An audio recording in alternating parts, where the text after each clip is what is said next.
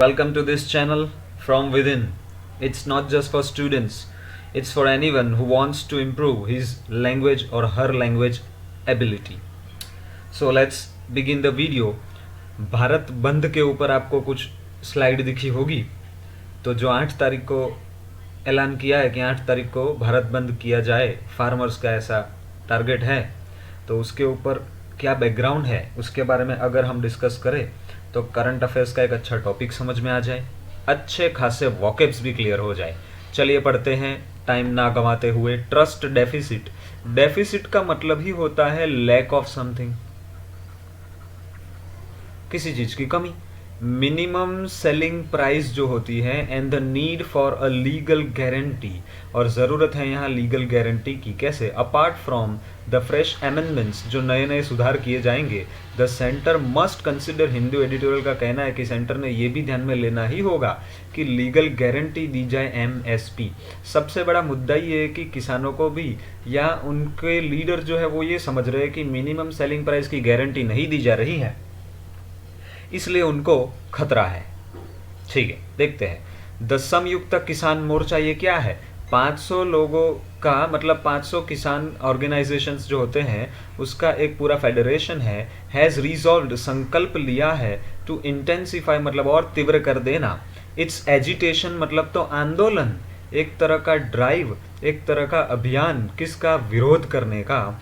Against 3 farm laws हरीडली मतलब जल्दबाजी में जो इनेक्ट किए गए थे by the centre. In short, संयुक्त किसान मोर्चा 500 से ज्यादा ऑर्गेनाइजेशंस जो है फार्मर्स के, उन्होंने ये तय किया है कि हम ये जो हमारा अभियान है उसको और इंटेंस बनाएंगे, क्योंकि सरकार ने जो 3 फार्म लॉज है उसको बहुत जल्दी इनेक्ट कर दिया है, मतलब कानूनी तौर पे लागू कर दिया है जल्दबाजी में। आफ्टर डिसमिसिंग, किस बात को नकार दिया, किस बात को डिसमिस किया? प्रोटेस्ट को।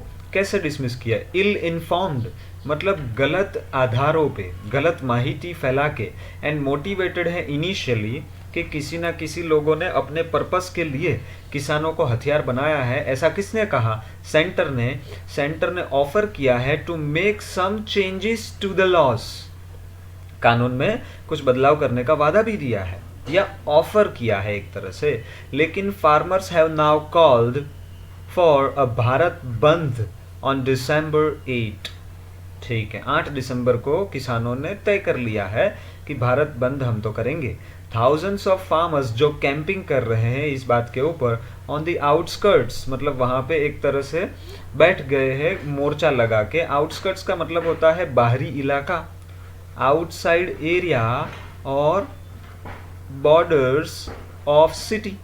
ठीक है, of the national capital that is Delhi, वहां पे हर कोई जा रहा है। आपको दिल्ली के न्यूज सारे मिल रहे होंगे। अगर आप भारत जो पूछता है भारत, अगर आप अर्नब गोस्वामी का शो भी देखते हो तो भी आपको ये पता है। तो ये सारे जो किसान है वो स्केप्टिकल है of the government claim. Sceptical है मतलब एक तरह से डाउटफुल है। इस बार मैं और एक चीज करने वाला हूं, वो ये कि थोड़ा सा एनालिटिकल पॉइंट तो आ ही रहा है, तो क्यों ना इसके मेन पॉइंट जो है वो बताए जाए। मतलब जो गवर्नमेंट है उसका ये कहना कि ये जो आप स्टेप ले रहे हो ना वो कैसा है? मोटिवेटेड है एंड इल इन्फॉर्म्ड है। ठीक है। दूसरा, सरकार ने और एक ऑफर किया है टू एमेंड द लॉस, ये और एक पॉइंट अच्छा आ रहा है। और अगर फार्मर्स की बात करें तो जो फेडरेशन है, ठीक है, फार्मर्स फेडरेशन, उन्होंने 8 दिसंबर को भारत बंद की बात करी है। ठीक है, क्योंकि ये जो फार्मर्स फेडरेशन है वो एक तरह से डाउटफुल है। किसके बारे में डाउटफुल है? ऑफ गवर्नमेंट्स क्लेम कि वो सपोर्ट देगी। चलिए देखते हैं आगे। वो ये था कि these laws would make agriculture more lucrative. कौन सा क्लेम था? कि एग्रीकल्चर को और ज्यादा कैसा बनाया जाएगा? फायदेमंद बनाया जाएगा। लुक्रेटिव का मतलब होता है प्रॉफिटेबल या रेम्यूनरेटिव। ये रेम्यूनरेटिव वर्ड मैंने इसलिए लिखा है क्योंकि आगे अगर आप पढ़ोगे तो ये वर्ड आपके सामने आने भी वाला है। ठीक है,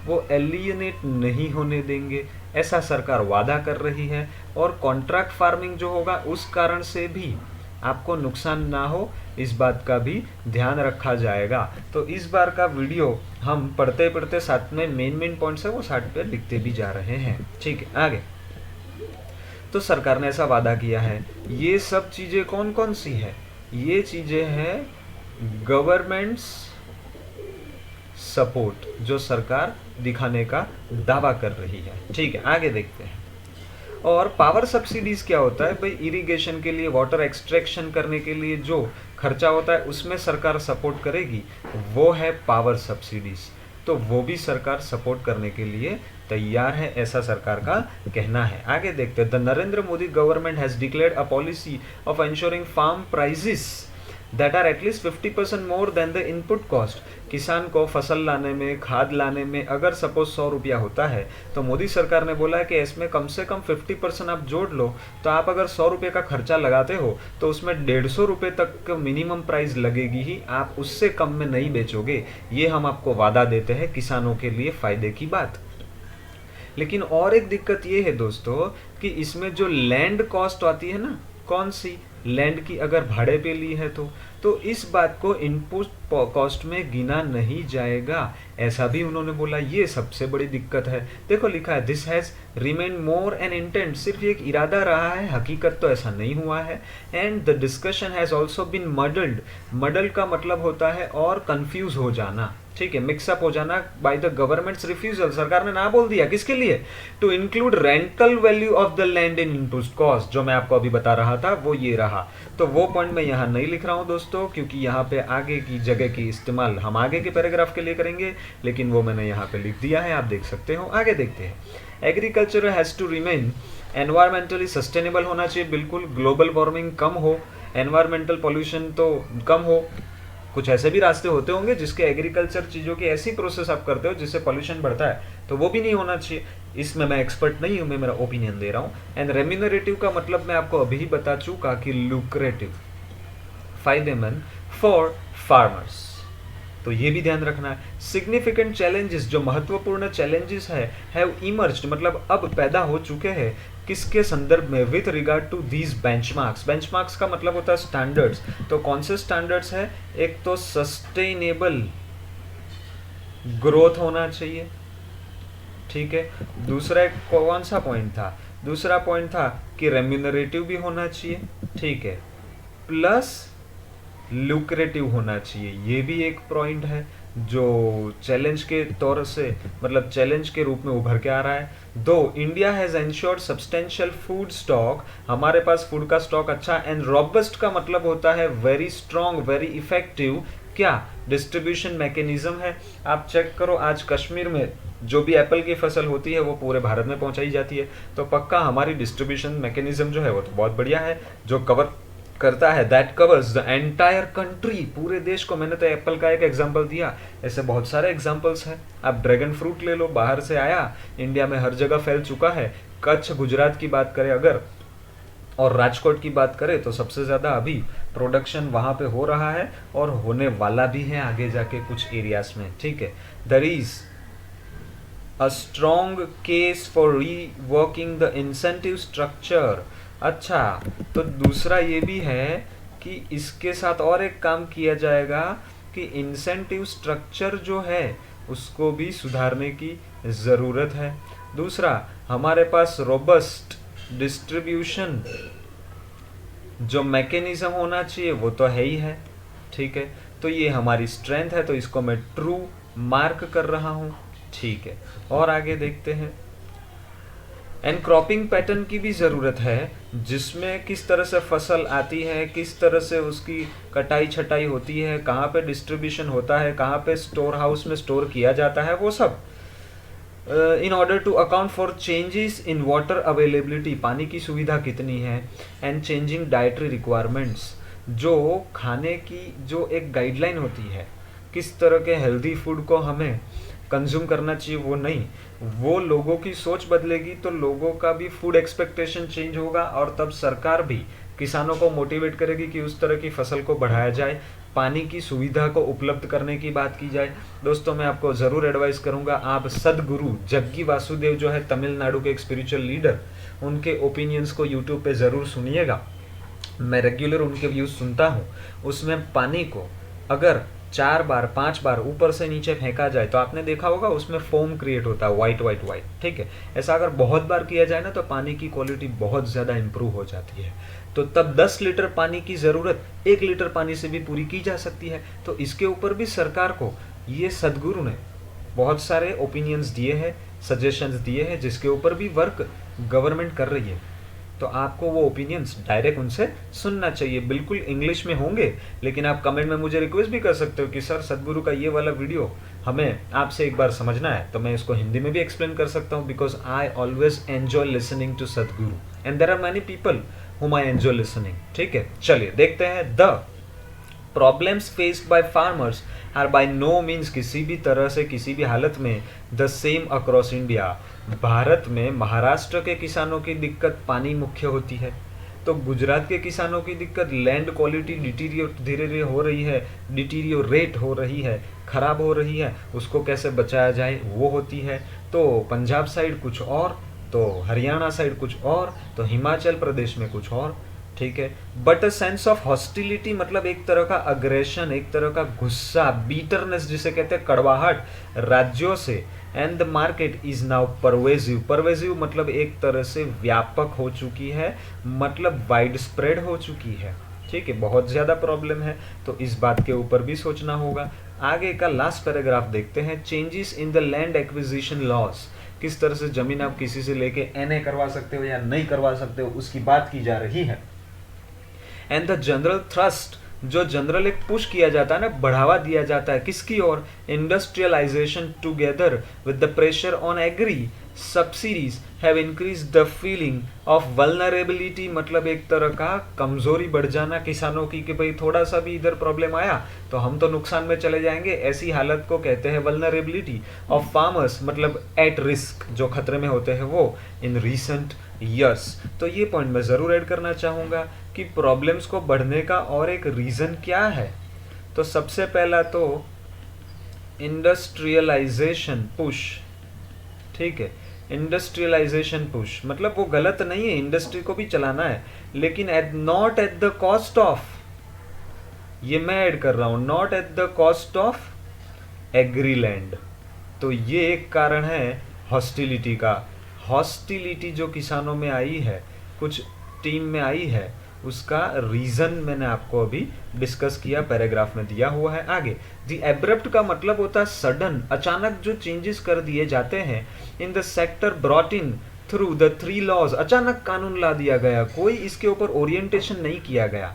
हैव एग्रेवेटेड मतलब और वर्सन किया है, और बिगाड़ दिया है, ठीक है। द ट्रस्ट डेफिसिट, जो विश्वास की कमी थी वो तो थी ही, और कम हो गई, वो विश्वास और कम हो गया ऑफ द गवर्नमेंट, ठीक है। तो जो एक रीजन ये भी है कि एब्रप्ट चेंजेस लेके आप आ गए, अचानक चेंजेस कर दिए और फिर किसानों को समझाया कि ऐसा होने वाला है, तब तक में तो रिएक्शन आ ही जाएगा। तो आ रहा है अभी रिएक्शन, दिल्ली तक पहुंच चुका है रिएक्शन। कॉम्बेटिव मतलब लड़ायक, अग्रेसिव, जो एटीट्यूड होता है किसका, गवर्नमेंट का। एंड द बीजेपी किसकी ओर, क्रिटिसिज्म की ओर, उसने इसको और वर्सन किया। तो मैं यहाँ लिखता हूँ कॉम्बेटिव एटीट्यूड। किसका कॉम्बेटिव एटीट्यूड आपको समझ में आ चुका है।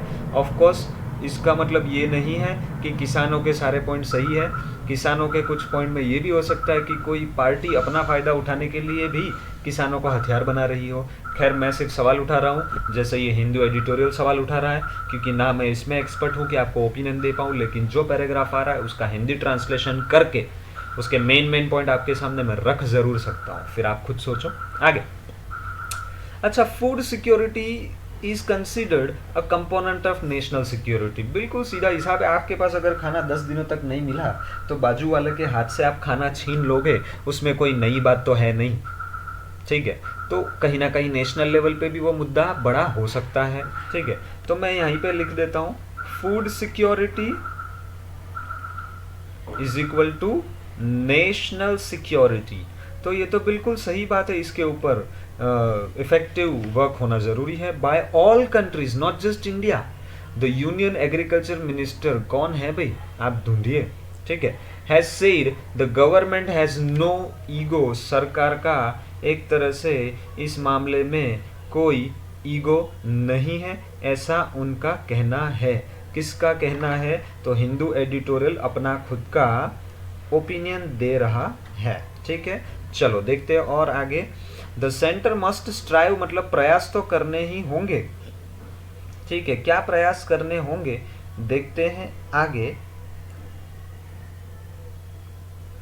फॉर रीचिंग एन एग्रीमेंट, एक सहमति आ जानी चाहिए, ठीक है, with the farmers that address is their concern, एक ऐसा सहमति आना चाहिए जिसमें जो उनके प्रॉब्लम है उसके ऊपर ध्यान दिया जाए, ऐसा यूनियन मिनिस्टर जो है एग्रीकल्चर के श्री नरेंद्र सिंह तोमर, उनका भी ये कहना है।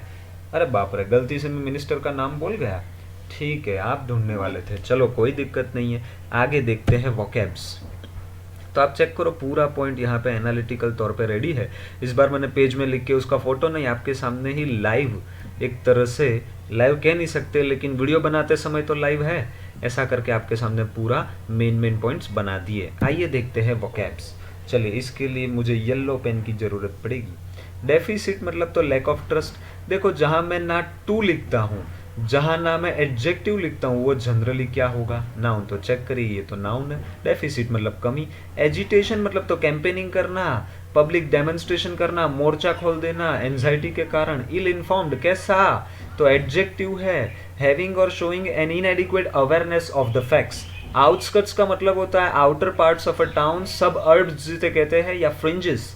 स्केप्टिकल मतलब तो डाउटफुल एडजेक्टिव है। लुक्रेटिव मतलब कैसा, प्रॉफिटेबल या रेम्यूनरेटिव एडजेक्टिव है।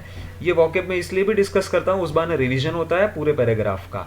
और मैं रिक्वेस्ट करूंगा, अभी तक मैंने नहीं की, वो ये कि जो एकदम ऑनेस्टी से इसके ऊपर वर्क करना चाहते हैं, जिसको लगता है कि नहीं ये वीडियो की कंटेंट इफेक्टिव है, तो ऐसे वीडियोस दिन में 2 बार देखा करो, वो ज़्यादा अच्छा है। दिमाग पे 2 बार जब हथौड़ा पड़ेगा तो वो वोकैब याद रहने की संभावना आपकी बढ़ जाएगी। ये मैं नहीं कहता हूँ, ये साइंस कहता है। इस बात का फायदा आप उठा के चेक करिए। आगे, एलियनेशन मतलब तो आइसोलेशन, जमीन का डिटैच कर देना, एस्ट्रेंजमेंट करना। कॉन्ट्रैक्ट फार्मिंग क्या है मैंने समझाया है, एक बार आप पढ़ सकते हो। इक्वल फुटिंग भी मैंने समझाया है।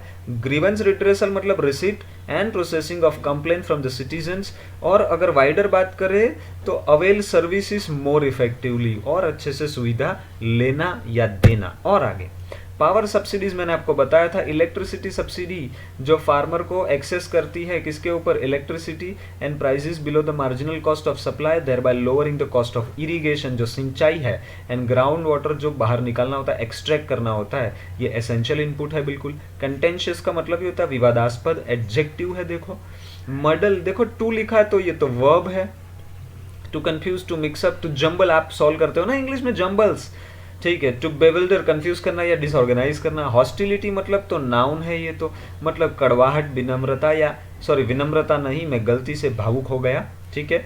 बीटरनेस, मेलिस या कॉन्फ्लिक्ट। परवेजिव मतलब wide spread, ubiquitous, omni present, जो सब जगह फैला होता है ना, उसे प्रेवलेंट भी कहते हैं। और एक वर्ड जो यहाँ मैंने नहीं लिखा वो लिख देता हूँ, यूनिवर्सल भी कहते हैं, ठीक है। थ्रस्ट मतलब तो आप किसी की ओर बढ़ावा दे रहे हो, शोव कर रहे हो, पोक कर रहे हो, किसी को कोनी मार के कह रहे हो ऐसा करना ऐसा करना, तो ये तो वर्ब की तरह भी यूज हो सकता है, नाउन की तरह भी यूज हो सकता है। एब्रप्ट का मतलब होता है सडन या अनएक्सपेक्टेड, इंस्टेंटेनियस, कैसा। जब भी सवाल पूछा जाएगा कैसा, तो क्वालिटी आएगी तो वो है आपका एडजेक्टिव। थोड़े ऐसे वीडियोस बनाने के बाद मैं धीरे धीरे छोटे आर्टिकल्स लूंगा, लेकिन उसमें से थोड़ा थोड़ा ग्रामर भी डिस्कस करना चाहता हूँ। एग्रेवेट मतलब टू मेक वर्स और सीरियस, और गंभीर बना देना। एक्सेस्परेट खराब बना देना। एनो या इरिटेट। कॉम्बैटिव मतलब अग्रेसिव या एंटेगोनिस्टिक, विरोधात्मक जो होता है, लड़ायक जिसे कहते हैं, वैसा एकदम वायोलेंट जैसा भी कह सकते हो, ठीक है। चलिए, तो आपने पूरा पैराग्राफ समझा, मैंने उसके मेन पॉइंट्स यहाँ पे लिखे, और सारे वोकैब्स भी अच्छे से डिस्कस किए, आपने बहुत अच्छे से सुना, और आप सेकंड टाइम भी इसको देखोगे ताकि इसको याद आप अच्छे से कर पाइए और कर पाएंगे। चलिए, धन्यवाद, thank you so much, bye bye. Bharat माता की जय। जय हिंद।